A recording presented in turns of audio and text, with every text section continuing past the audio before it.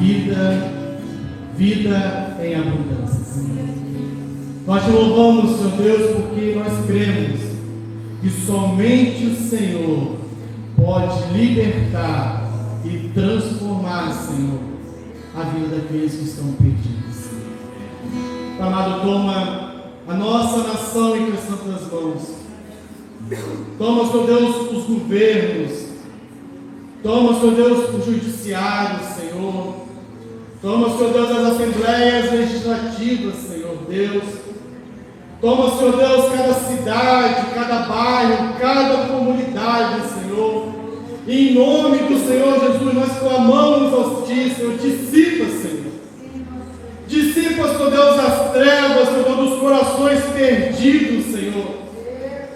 Da vida, Senhor Deus, daqueles que não Te conhecem. Liberta, Senhor, os cativos.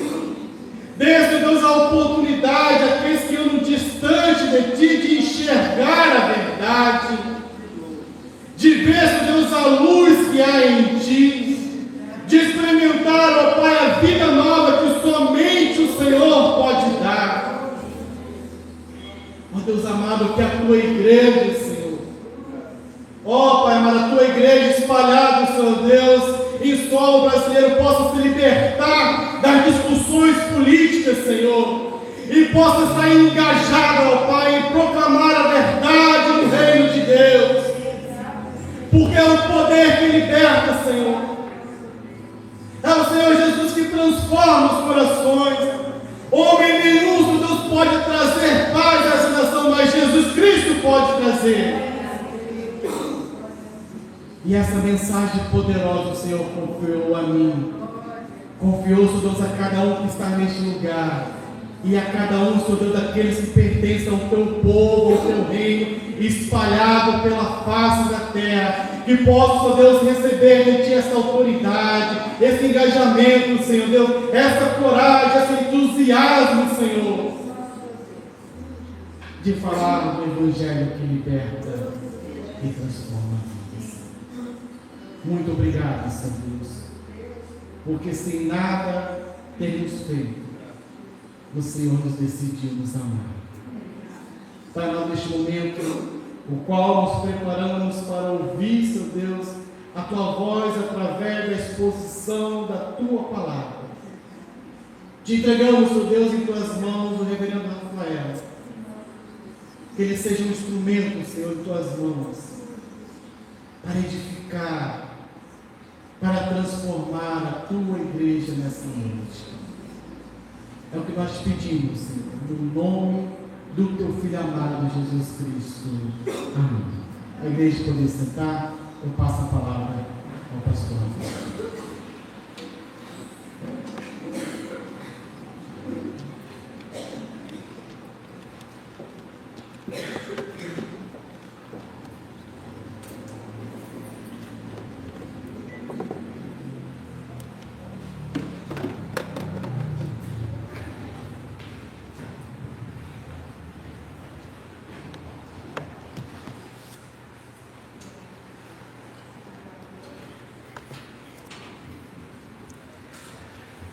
A graça e a paz do nosso Senhor e Salvador Cristo Jesus. Amém?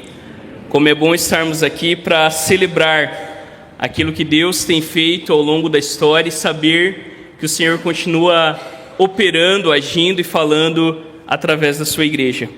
Eu convido você a abrir a palavra do Senhor no Evangelho de Jesus, segundo Marcos, capítulo 4, e nós faremos a leitura do versículo 26 até o 34, e o tema da nossa meditação nessa noite, celebrando os 508 anos da Reforma, é a semente da Reforma. Então vamos pensar um pouquinho, como já temos ouvido desde o início desse culto, a importância da palavra de Deus e a importância de perceber como que Deus, ao longo de toda a história, Ele age exatamente de maneira que a gente não esperaria. Ele usa os fracos e não os fortes, Ele usa o irmão mais novo e não o mais velho, Ele usa uma criança em terra estranha, Ele usa um pequeno profeta sendo chamado, durante a noite, Samuel, Deus ele vai na contramão e a gente vai perceber que Jesus continuou fazendo isso e o Senhor continua ainda hoje, fazendo com que a semente da reforma cresça em lugares que a gente achava que não teria condições de germinar. Todos encontraram?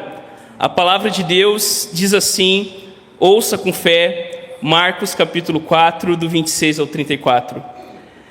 Jesus disse ainda: o reino de Deus é como um homem que lança semente na terra. Ele dorme e acorda, de noite e de dia, e a semente germina e cresce, sem que ele saiba como. A terra, por si mesma, frutifica. Primeiro aparece a planta, depois a espiga e, por fim, o grão cheio na espiga. E quando o fruto já está maduro, logo manda cortar com a foice, porque chegou a colheita. Disse mais: com que poderemos comparar o reino de Deus? Ou com que parábola o apresentaremos? Ele é como um grão de mostarda, que quando semeado é a menor de todas as sementes sobre a terra. Mas uma vez semeada, cresce e se torna maior do que todas as hortaliças. Cria ramos tão grandes que as aves do céu podem se aninhar à sua sombra. E com muitas parábolas semelhantes, Jesus lhes expunha a palavra, conforme podiam compreendê-la. E sem parábolas não lhes falava, tudo, porém, explicava em particular aos seus próprios discípulos. Vamos orar?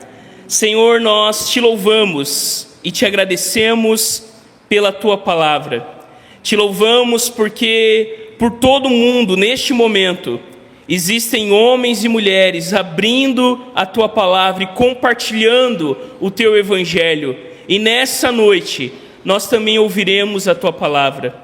Que seja tão somente a leitura, a explicação e a aplicação desse texto para a nossa vida. E que saiamos daqui nessa noite com o nosso coração tomado pelas belas palavras de salvação que temos na tua palavra, que temos em Jesus.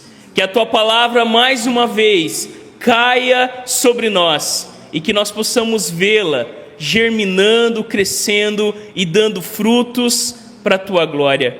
Que as palavras dos meus lábios e a meditação do meu coração sejam agradáveis na tua presença, Senhor, rocha minha e redentor meu. É por Cristo Jesus que nós oramos. Amém e amém.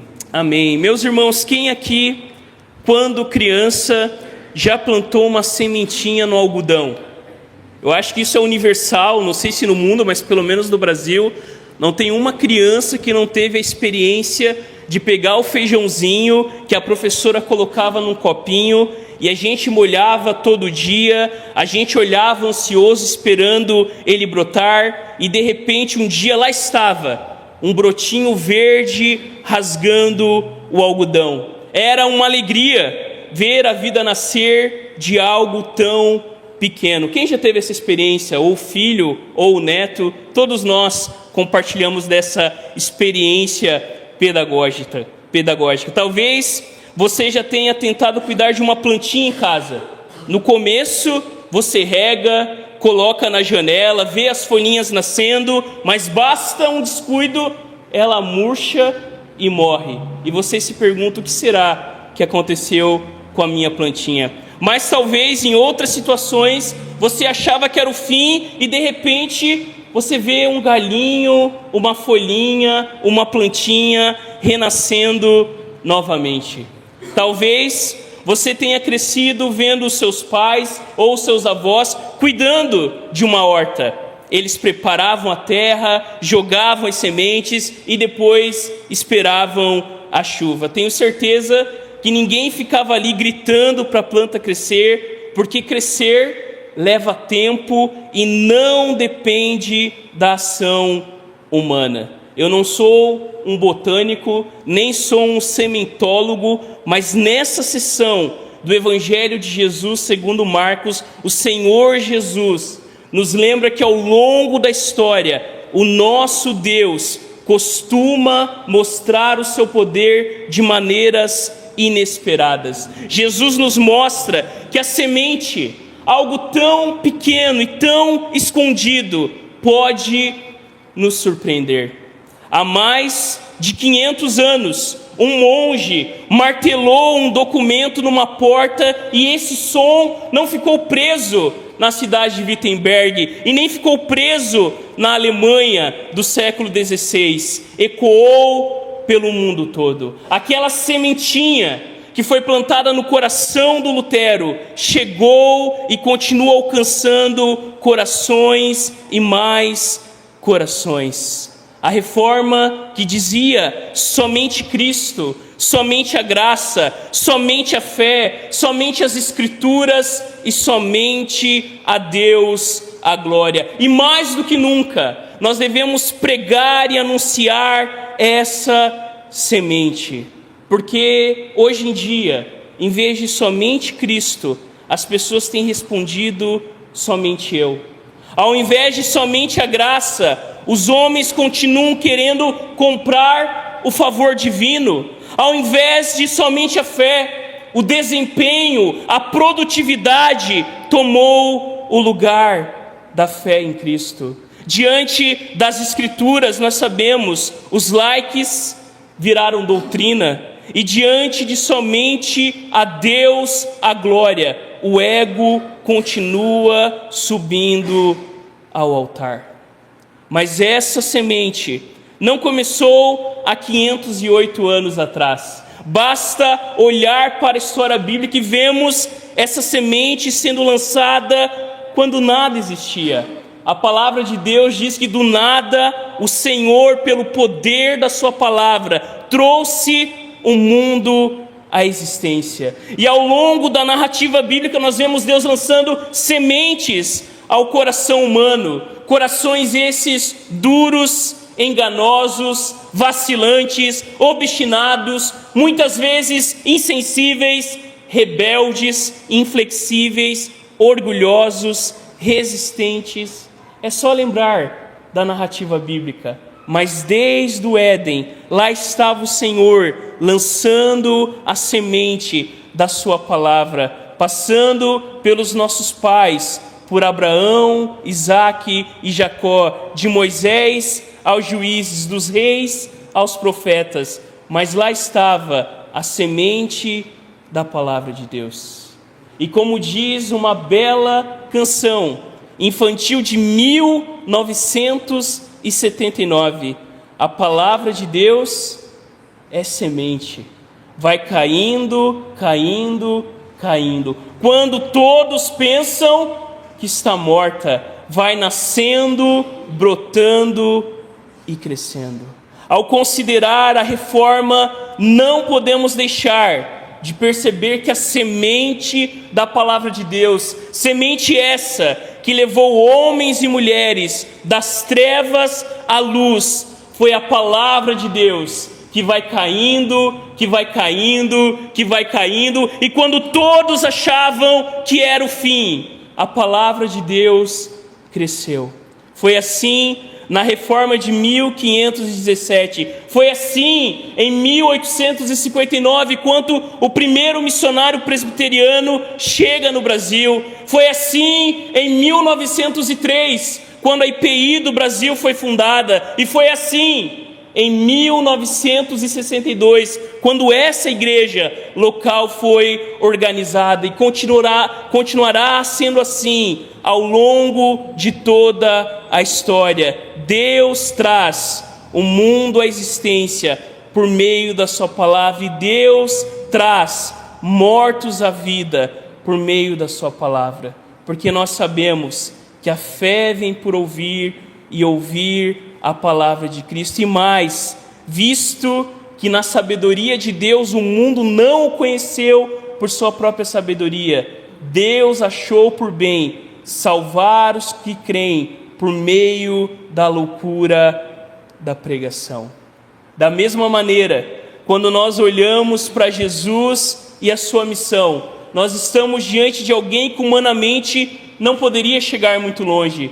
Como um homem galileu, desprezado por sua família e o seu povo, poderia trazer o reino de Deus. E Jesus, exatamente aqui nessa parábola, quer nos mostrar que o poder não está em nós, mas está na palavra de Deus. Jesus quer encorajar os seus discípulos, e Jesus quer nos encorajar nessa noite, nos lembrando que apesar de toda oposição, de toda perseguição, de toda pressão, a palavra de Deus triunfará. Foi assim por toda a história e continuará sendo assim, porque Jesus garante que o seu reino vai crescer e alcançar o mundo inteiro. Por isso, meus irmãos, nessa noite, o resumo da nossa mensagem é que Jesus é o Rei que faz o seu reino frutificar, mesmo em meio à morte, ou melhor, principalmente por meio da morte. Jesus nos ensina aqui a perseverar nele e em seu reino, confiando, trabalhando e esperando. Amém? Essa é o resumo daquilo que nós ouviremos nessa noite. A primeira verdade é que o reino de Deus frutifica de maneira soberana. Olha o texto aí na sua Bíblia, e está ali projetado também entre os 26 e 29.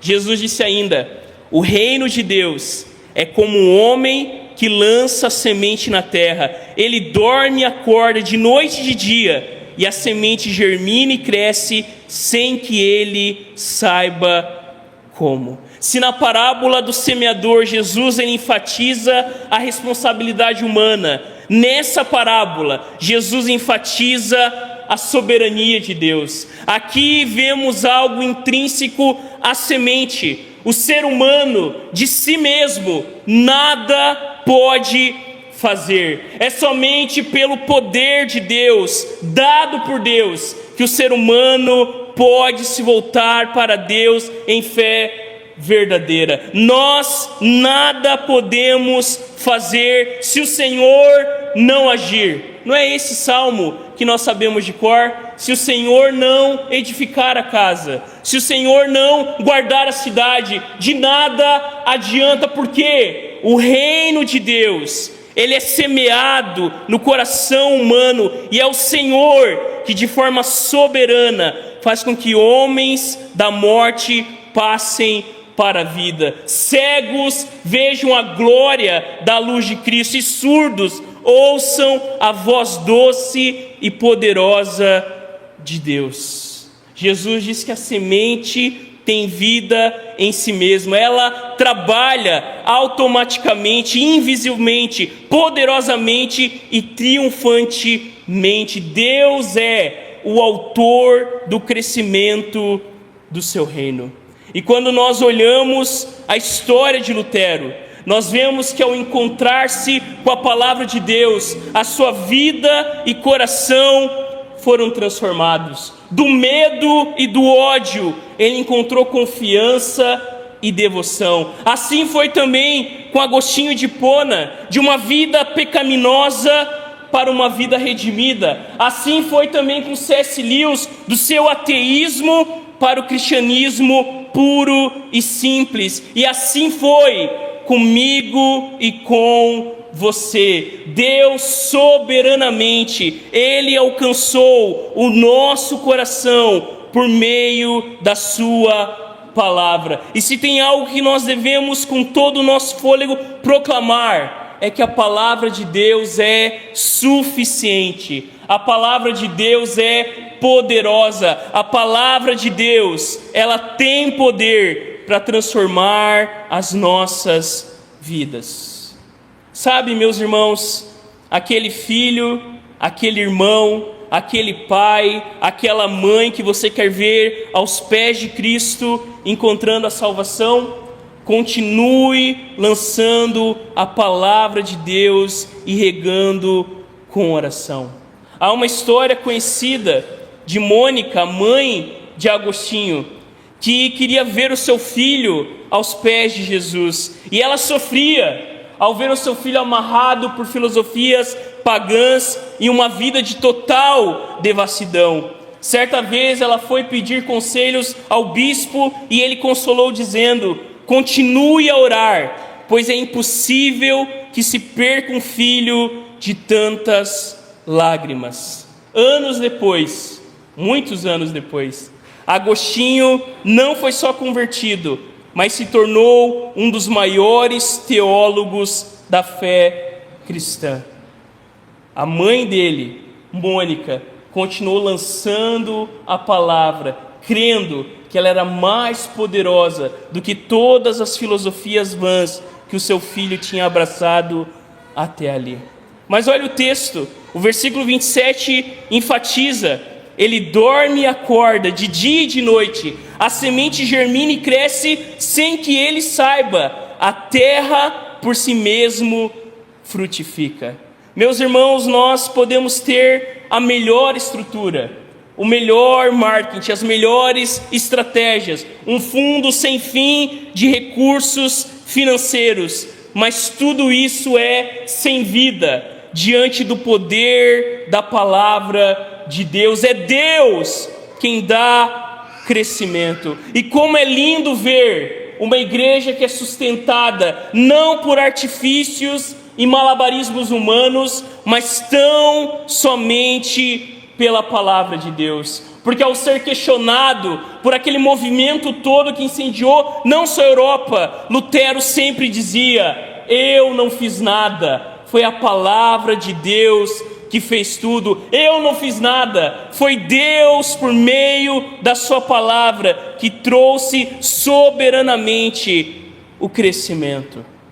E esse trecho termina dizendo: primeiro aparece a planta, depois a espiga e por fim o grão cheio na espiga. E quando o fruto já está maduro, logo manda cortar com a foice, porque chegou a colheita. Veja, meus irmãos, que há um tempo necessário, há um ritmo, há uma ordem até chegar à maturação, e o fim logo manda cortar com a foice, porque chegou a colheita. E com isso nós somos lembrados que a palavra de Deus existe não apenas para o nosso benefício, mas para o benefício do outro, que a igreja existe não para si mesma, mas para glorificar a graça da glória de Deus diariamente. E aqui eu pergunto para você: qual o valor que damos à palavra de Deus? O que temos lançado em nosso coração? Como está a nossa vida com Deus? O que nós compartilhamos diariamente com as pessoas? O quanto a gente tem lançado a palavra de Deus na vida das pessoas? Ou nós já desanimamos, nós já não acreditamos mais que Deus possa salvar os nossos colegas, as nossas famílias, as pessoas que estão à nossa volta? Se nós fôssemos comparados a uma árvore, como nós seríamos? Nós seríamos uma árvore cheia de frutos, com uma sombrinha para proteger do sol. Nós seríamos uma árvore saudável, nós teríamos frutos maduros, plantada junto às fontes de águas, ou seríamos como a palha que o vento leva? Se nós fôssemos comparar a nossa vida a uma árvore, que tipo de árvore nós seríamos? Uma árvore que dá fruto, que glorifica a Deus, ou uma árvore que ainda não apresenta os frutos dignos de arrependimento? Mas veja comigo, não só essa verdade, uma segunda verdade: o reino, ele frutifica de maneira surpreendente. Olha o texto a partir do versículo 30. Disse mais: com que poderemos comparar o reino de Deus? Ou com que parábola o apresentaremos?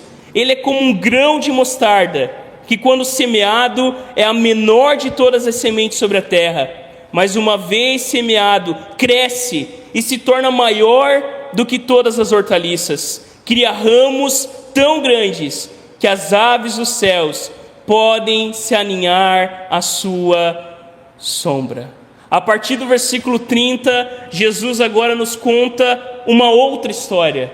Com que vamos comparar o reino de Deus? E nós sabemos que essas histórias de Jesus tinham um objetivo: chamar as pessoas para uma resposta, chamar as pessoas para uma decisão. E nós sabemos, o reino de Deus não era uma ideia nova. O povo de Deus, durante todo o êxodo, esperava o reino de Deus. Com a destruição do templo, o exílio na Babilônia, eles esperavam o reino de Deus. Não era algo novo, não era uma coisa que Jesus estava inventando. As pessoas esperavam a vinda do Messias, as pessoas esperavam a vinda do Salvador.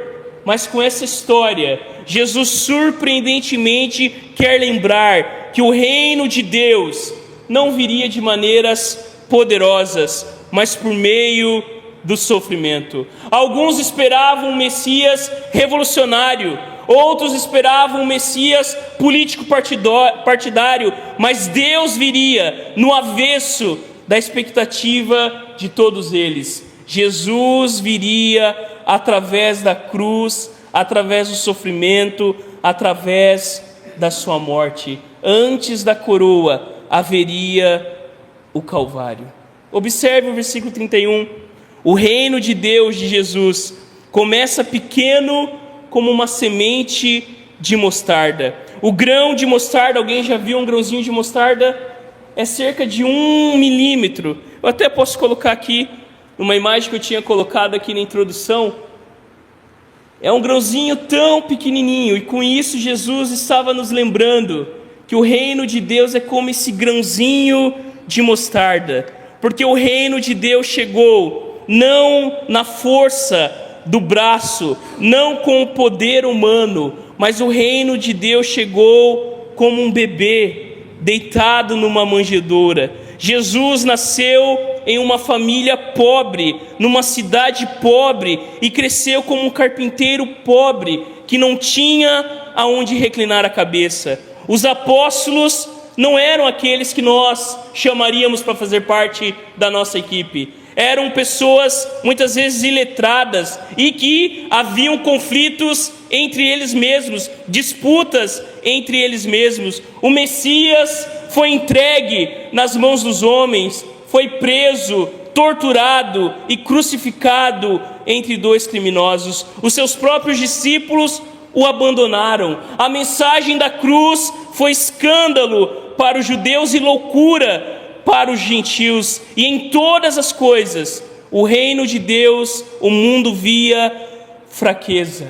Aos olhos do mundo, o começo da igreja revestia-se de fraqueza. E não é essa a maneira, surpreendentemente, de Deus agir. Deus, ele inverte toda a lógica humana de poder, de sucesso, ao nos mostrar que assim como uma sementinha, o reino de Deus frutificaria e traria glória a Deus na história.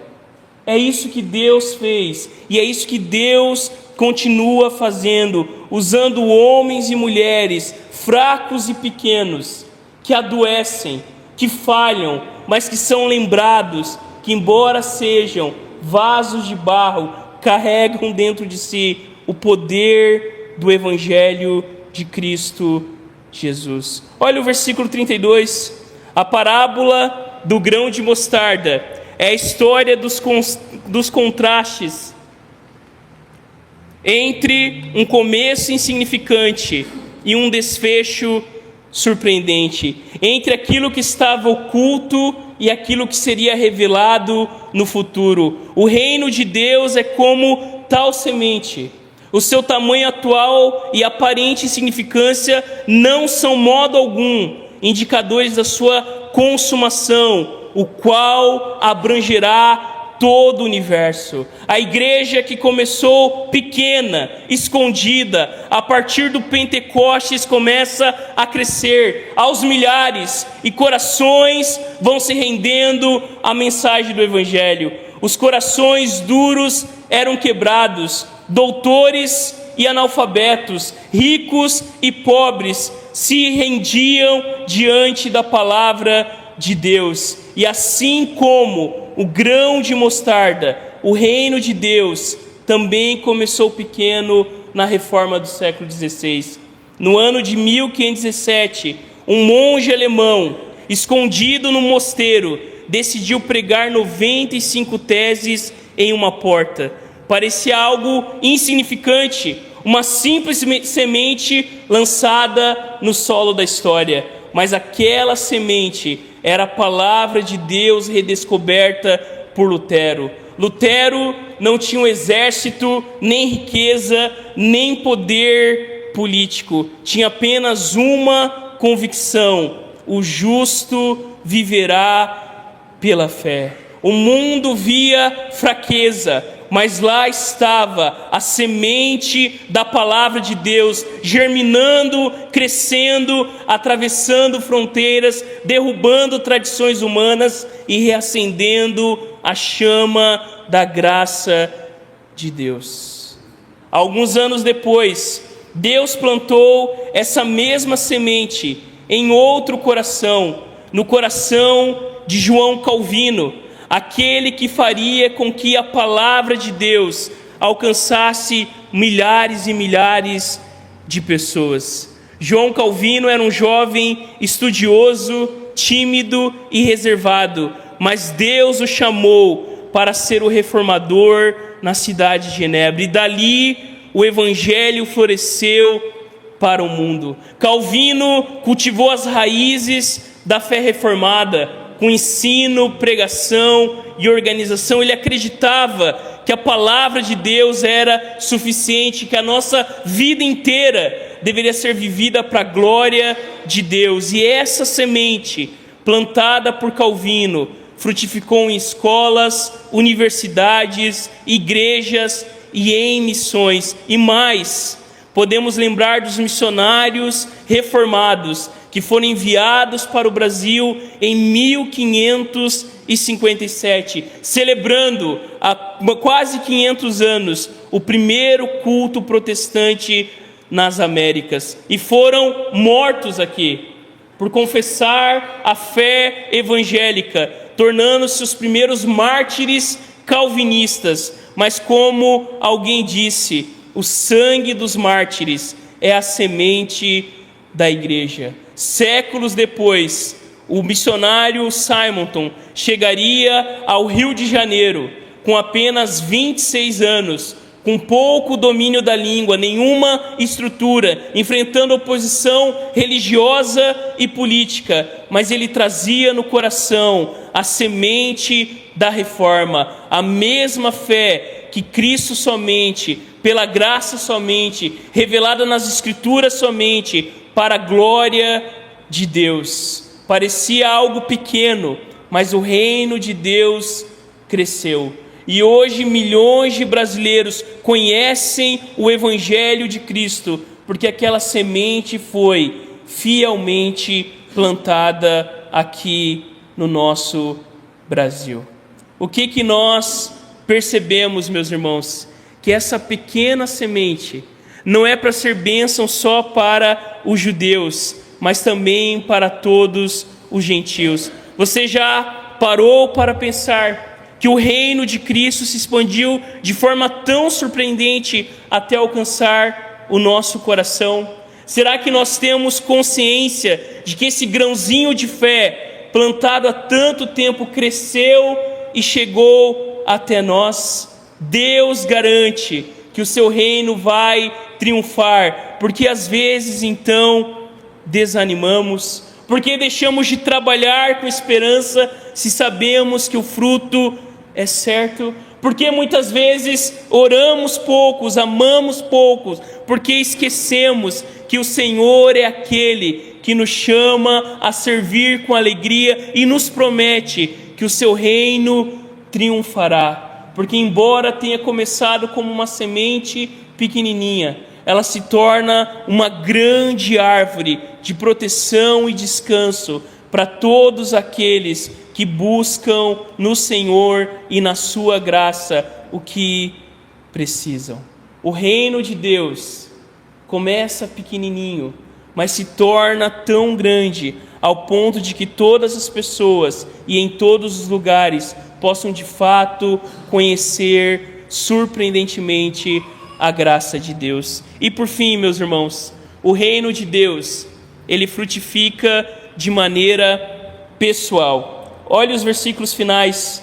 E com muitas parábolas semelhantes, Jesus lhes expunha a palavra conforme podiam compreendê-la, e sem parábolas não lhes falava tudo, porém explicava em particular aos seus próprios discípulos. O reino de Deus cresce de forma soberana e surpreendente, mas também frutifica de maneira pessoal. Jesus fala que essas parábolas eram mais do que histórias ilustrativas, eram um convite à decisão. E como é interessante Deus fazer o seu reino crescer, não por meio do poder político, não por meio da força humana, mas através de homens e mulheres que ouviam a palavra e que compartilhavam a palavra. Deus decidiu fazer o seu reino crescer de maneira pessoal, chamando homens e mulheres a caminhar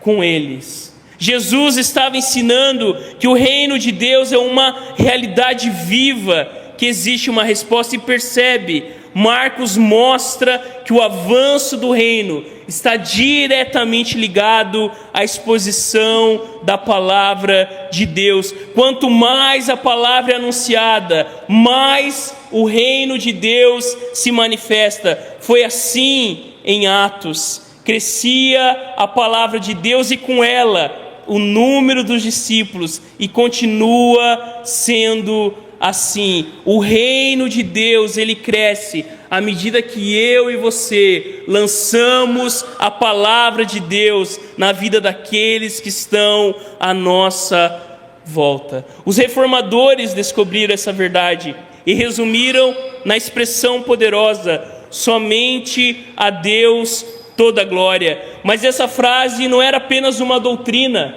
era um estilo de vida.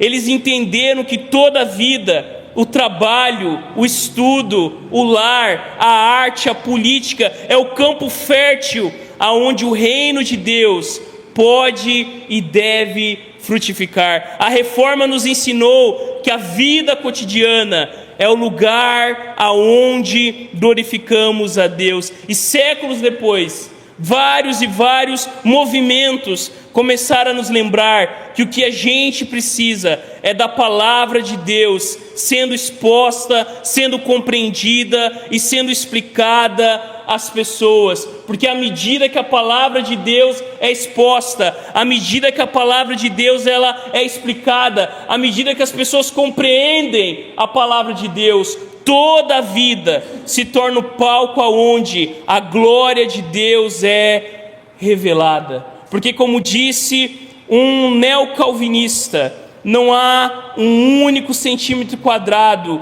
em todo o domínio da existência humana sobre a qual Cristo, que é soberano sobre tudo, não clame: é meu. Isso significa que o reino de Deus deve frutificar em nossos corações e devem ser expressos no mundo. O Evangelho nos transforma interiormente, mas também nos envia de volta para servir, trabalhar, criar, ensinar, cuidar e viver de modo que Cristo reine em todas as esferas da vida humana. O reino de Deus é espiritual, mas nunca é isolado. Ele invade o terreno do cotidiano e o redime. Veja o nosso texto, ele termina dizendo: tudo, porém, explicava em particular aos seus próprios discípulos. Jesus não estava interessado em apenas informar as multidões, mas em transformar os discípulos. Ele ensinava em parábolas a muitos, mas explicava em particular aos seus discípulos. Isso revela o coração de Jesus. Jesus não quer admiradores à distância, mais discípulos, seguidores, que caminhem com Ele, que ouçam a sua voz e que deixam o reino o frutificar dentro do seu coração. Nós sabemos, muitos se aproximam de Jesus apenas por interesse, conveniência ou cultura, mas o texto está claro em dizer que o reino de Deus, ele cresce de maneira pessoal, e a maior necessidade da igreja é conhecer Deus pessoalmente, é conhecer o Senhor, é ter o nosso coração e a nossa vida expostos à palavra de Deus, para que assim todos os nós sejam desfeitos. O que temos visto hoje, meus irmãos? Nós vivemos em uma geração que conhece o nome de Jesus, mas não a sua voz. Nós vivemos hoje um cristianismo de superfície, que fala de Deus, mas que não anda com Deus, que cita a Bíblia, mas não se curva diante dela. A tragédia do nosso tempo é ver um cristianismo que se submeteu às questões políticas, ideológicas e sociais, trocando a cruz por palanques, a fé por discursos, o evangelho por narrativas humanas. Cristo é citado, mas não é ouvido. É usado como símbolo, mas não como Senhor e Salvador. O que precisamos então hoje, 508 anos depois da Reforma, nós precisamos da exposição constante da palavra de Deus. Nós precisamos ouvir Cristo explicando o seu reino e a sua cruz. Nós precisamos de corações abertos como os discípulos, para que a semente cresça e produza frutos que glorifiquem a Deus em cada área da nossa vida. O reino de Deus, ele começa dentro de nós, mas ele não termina em nós. Ele cresce por meio da igreja que avança pelo testemunho do povo de Deus que transforma o mundo, até que da pequena semente venha a colheita gloriosa que trará toda a glória somente a Deus. Se fôssemos resumir o que foi a reforma, poderíamos citar os 5 solas, poderíamos